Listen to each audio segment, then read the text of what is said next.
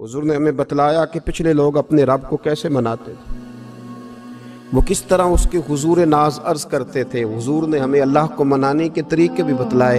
फरमाया जब माँ बाप दुआ मांगेंगे औलाद के हक में तो वो मान जाएगा। हुजूर अलैहिस्सलाम ने फरमाया जब मुसाफिर दुआ मांगेगा तो अल्लाह मान जाएगा। फरमाया मेरे रसूल करीम ने जब बीमार दुआ मांगेगा तो अल्लाह मान जाएगा।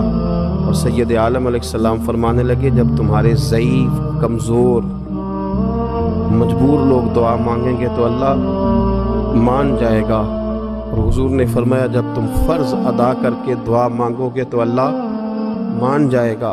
और मेरे महबूब ने फरमाया जब पिछली रात उठ के तुम उसके हुजूर अर्ज़ करोगे तो वो तुम्हारी दुआओं को कबूल कर लेगा, वो तुम मान जाएगा। और हुजूर ने हमें दिन बताए, फरमाया जुमे वाले दिन मांगना मान जाएगा, शब कदर को मांग लेना मान जाएगा, शब बारात में दुआएं करना वो मान जाएगा, रमज़ान की रातों में मांगना मान जाएगा, कुरान पाक के ख़त्म के मौके पर दुआ करना मान जाएगा। तरीके बतलाए। अब ये है कि हमने तो मांगना था ना उसकी बारगाह, हमने तो हाजिर होना था, हमने तो जाना था।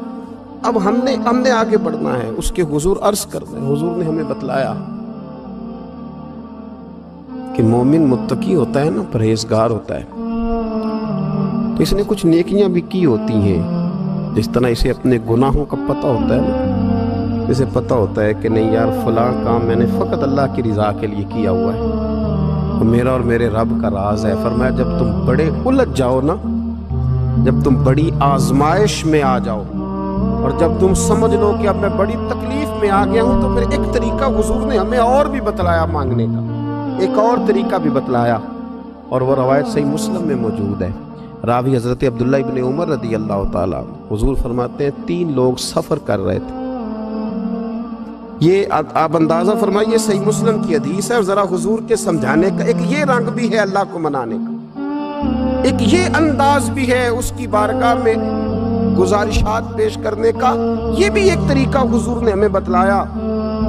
अगरचे अपनी नेकियों को छुपाना चाहिए, नेकियां जो छुपी हुई होती हैं वो कीमती होती हैं, वो कीमती चीज़ें होती हैं जो लोगों ने छुपा करके रखी होती हैं। हज़रत अब्दुल्लाह इब्न उमर फरमाने लगे कि नबी पाक सल्लल्लाहु अलैहि वसल्लम फरमाते हैं 3 लोग सफ़र कर रहे थे, रास्ते में तूफान आ गया, तेज़ बारिश शुरू हो गई, तो हुजूर फरमाते हैं वो तीनों बारिश से बचने के लिए एक गार में छुप गए। उनको पता है पुराने ज़माने के अंदर गारें होती थी, और लोग जब सफ़र करते थे लंबे तो पत्थरों और पहाड़ों के बीच में से सफ़र करते थे।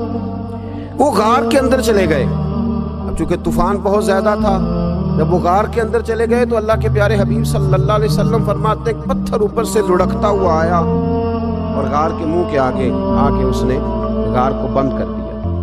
अब इतना तेज़ और इस मजबूती के साथ वो पत्थर लगा और इतना सही फिट हुआ कि अंदर रोशनी आनी भी ख़त्म हो गई। अब 3 लोग हैं, थोड़ी देर तो वो परेशान रहे कि शायद अब कभी बच नहीं सकेंगे, शायद चारों जानिब अंधेरा ही है और अंधेरा ही रहेगा, शायद यहाँ से निकलने के लिए अब हमें कोई रास्ता मुयस्सर नहीं आएगा। वो पहले तो परेशान हुए, फिर कहने लगे यार इस तरह करो, जरा गौर कीजिएगा मेरी बात।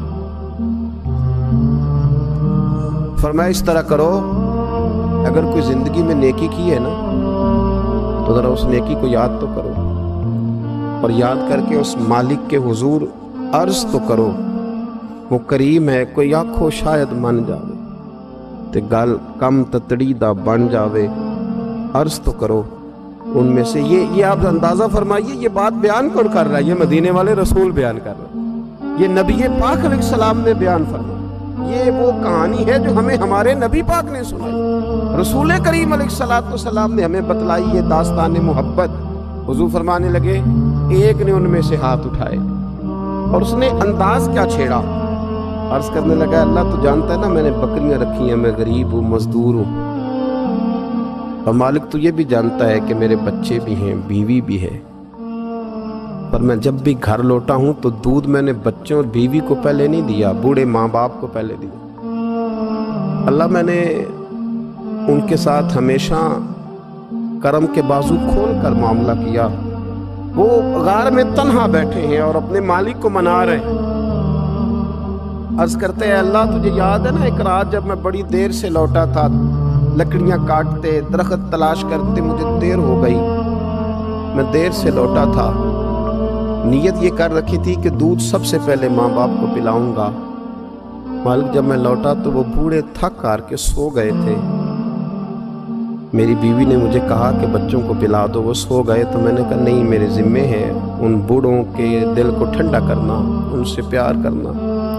اللہ بیوی مانگتی رہی، بچے طلب کرتے رہے، میری ٹانگوں میں گھومتے رہے، بار بار آتے رہے، اور میں نے دودھ نہیں پلایا۔ اے مالک فجر ہو گئی، آفتاب طلوع ہونے کا وقت آ گیا، پر میں نے ماں باپ کے بیدار ہونے کا انتظار کیا۔ اے اللہ وہ جب اٹھے تو ان کی آنکھوں میں جو میرے لیے دعا تھی اور ان کے سینوں میں جو میرے لیے کرم تھا، اگر تیری بارگاہ میں وہ نیکی قبول ہے تو مالک پھر رحم فرما، نہ اس مشکل سے آسانی عطا فرما۔ سنو سنو، رسول کریم صلی اللہ علیہ وسلم فرماتے ہیں کہ اس بندے کی دعا مکمل ہوئی تو پتھر تھوڑا سا سرک گیا، اور اتنا سرکا کہ آسمان نظر آنے لگا۔ جس نے ماں باپ کو منایا ہے، ان سے پیار کیا ہے، پھر یہی بات وسیلہ بن جائے گی رب کے ماننے کا، پھر یہ وسیلہ بنے گی، اللہ اس سے مان جائے گا۔ پھر رسول کریم صلی اللہ علیہ وسلم فرمانے لگے،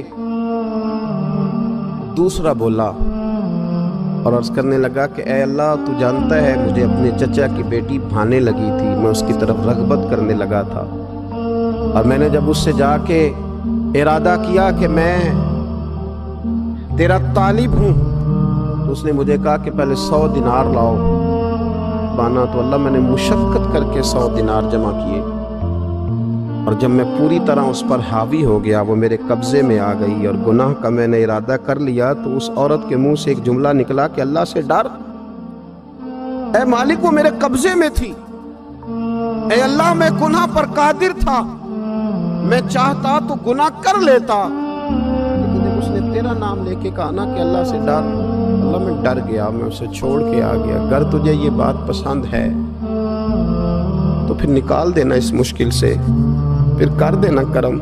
اللہ میری بھی تو چڑھتی جوانی تھی نا، میں بھی تو سب کچھ کر سکتا تھا، پر تیرے لیے، تیری خاطر میں لذت گناہ سے باز رہا، تو اللہ تو رحمت فرما دے۔ حضور فرماتے ہیں اس کی دعا مکمل ہوئی تھی کہ پتھر تھوڑا اور سرک گیا۔ پھر تیسرا بولا، اور اس نے بول کے کہا اے اللہ ایک مزدور کو، ایک دیہڑی دار کو، ایک غریب کو میں نے کام پہ رکھا ہوا تھا، یہ تیرا اور میرا راز ہے اللہ۔ وہ مزدور، وہ دیہڑی دار میرے پاس کام پہ لگا تھا، کچھ چاول میں نے اس کی اجرت مقرر کر دی کہ تو کام مکمل کرے گا تو میں تجھے دوں گا۔ وہ جب اجرت لینے کا وقت آیا تو وہ بگڑ کر ناراض ہو کر چلا گیا، میں اسے ڈھونڈتا رہا، وہ مجھے ملا نہیں، میں نے اس کے چاولوں کی قیمت کاروبار میں انویسٹ کر دی، اس کا تھوڑا سا سرمایہ پر میں نے کھایا نہیں، پھر وہ اس سے میں کاروبار کرتا رہا، اور اتنا کاروبار کیا کہ بہت ساری گائیں اور ان کے چرواہے تیار ہو گئے، وہ سالوں کے بعد لوٹا، میں نے اس غریب کا مال کھایا نہیں بلکہ بڑھایا، محفوظ کر کے رکھا۔ وہ سالوں کے بعد لوٹا اور کہنے لگا میرا مال، تو میں نے کہا وہ ساری گائیں تیری ہیں، وہ چرواہا تیرا ہے، یہ سارا کچھ تیرا ہے۔ کہنے لگا تو مجھ سے مذاق کرتا ہے، میں غریب کہاں اور گاؤں اتنی بڑی گائیں کہاں، تو مذاق کرتا ہے؟ تو میں نے کہا مذاق نہیں، میں نے اپنے رب سے ڈر کے تیرے مال کی حفاظت کی، یہ تیرا ہے۔ اے اللہ میں کھا بھی تو سکتا تھا نا، پر تجھ سے ڈر کر میں نے وہ سارا محفوظ رکھا۔ اللہ اگر تجھے میری یہ ادا پسند ہے تو پھر آج مان جانا، آج راضی ہو جا۔ اللہ کے رسول فرماتے ہیں اس کی دعا مکمل ہوئی تھی کہ پتھر لڑکا اور ان کے لیے رستہ بنا، وہ باہر آ گئے۔ تو حضور نے ہمیں بتلایا کہ وہ تمہاری نیکیاں جو چھپی ہوئی ہیں، وہ تمہاری نیکیاں جو تم نے خالص اللہ کی رضا کے لیے کی، ان نیکیوں، ان اعمال کا وسیلہ بھی تمہارے رب کے ماننے کا ذریعہ بن جائے گا، اس کو منایا جائے، اس کی حضور حاضری دی جائے، اس سے بخشش کا سوال کیا جائے، اس کی بارگاہ میں یہ گزارش کی جائے کہ اللہ غریبوں، مجبوروں، کمزوروں اور ان لوگوں کے صدقے جو اللہ رستہ دیکھ رہے ہیں کہ رستہ کب کھلے گا، جو تیری بارگاہ کرم کے سوالی ہیں، ان کے صدقے تو رحم فرما، تو کرم فرما۔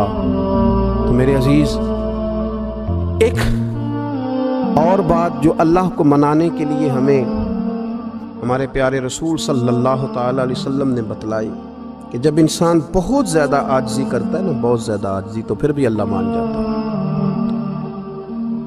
جب وہ اس کے حضور بہت عجز کا اظہار کرتا ہے، بہت زیادہ عجز کا اظہار کرتا ہے، وہ ڈر جاتا ہے اس سے۔ وَلِمَنْ خَافَ مَقَامَ رَبِّهِ جَنَّتَانِ، فرمایا جو میرے سامنے کھڑے ہونے سے ڈرے گا میں اسے 2 جنتیں عطا کروں۔ حضرت بابا فرید الدین مسعود گنج شکر بابا صاحب رحمۃ اللہ علیہ فرماتے ہیں کہ ایک نیک نوجوان تھا، دن کو روزہ رکھتا، رات کو نماز پڑھتا، پر اللہ سے ڈرتا پھر بھی بہت زیادہ تھا، بڑا ہی ڈرتا تھا۔ موت کا وقت آیا تو ماں ہی تھی بس اس کی، تو ماں سے کہنے لگا اماں میری ماں ہے، میرے ساتھ 3 وعدے تو کر۔ اس نے کہا پتر تو بتا، آخری ہج کی لے رہا ہے اور اس غریبنی ماں سے تو وعدہ لے رہا ہے، بتا کیا وعدہ ہے؟ عرض کرنے لگا اماں جب میں مر جاؤں نا تو میرے گلے میں رسی ڈال کے تو مجھے گھمانا کر کے صحن میں، اور لوگوں کو کہنا جو رب کی نافرمانی کرے اس کا یہی حال ہوتا ہے۔ یہ اعلان کرنا جو اللہ کے نافرمان ہوں ان کا یہی اشر کیا جانا چاہیے۔ اور اماں پھر دوسرا وعدہ کر، میرا رات کو جنازہ اٹھایا جائے، میں نہیں چاہتا کہ کسی کے منہ سے یہ لفظ نکل جائیں کہ وہ دیکھو اللہ کا نافرمان جا رہا ہے، رات کو میرا جنازہ اٹھانا۔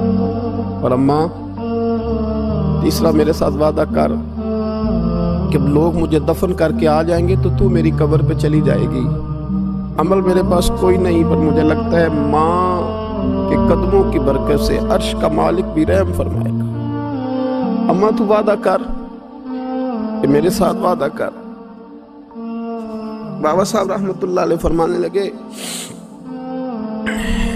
کہ ماں بوڑھی ماں نے وعدہ کر لیا، کہا بیٹے ٹھیک ہے، اگر تیری یہی ضد ہے تو میں تیار ہوں۔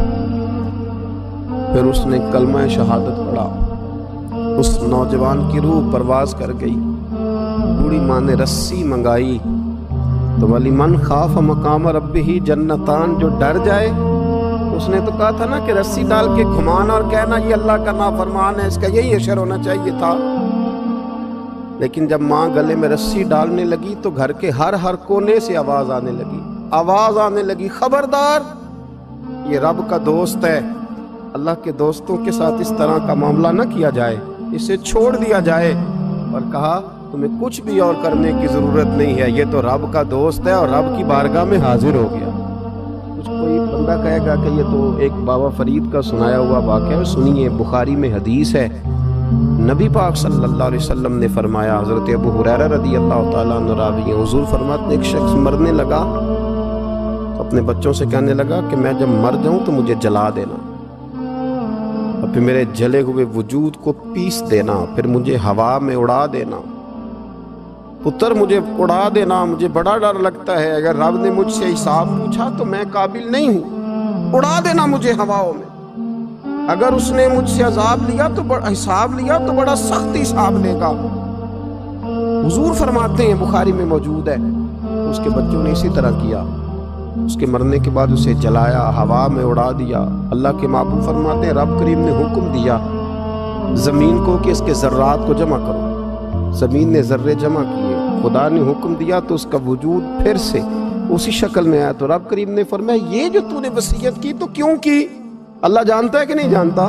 یہ کی تو کیوں کی؟ تو وہ پڑا کہنے لگا اللہ میرے اندر تو طاقت نہیں تھی تیرے سامنے کھڑا ہو کے حساب دے سکوں، تجھے منانے کے لیے تیرے خوف سے ڈر گیا، میں ڈر گیا۔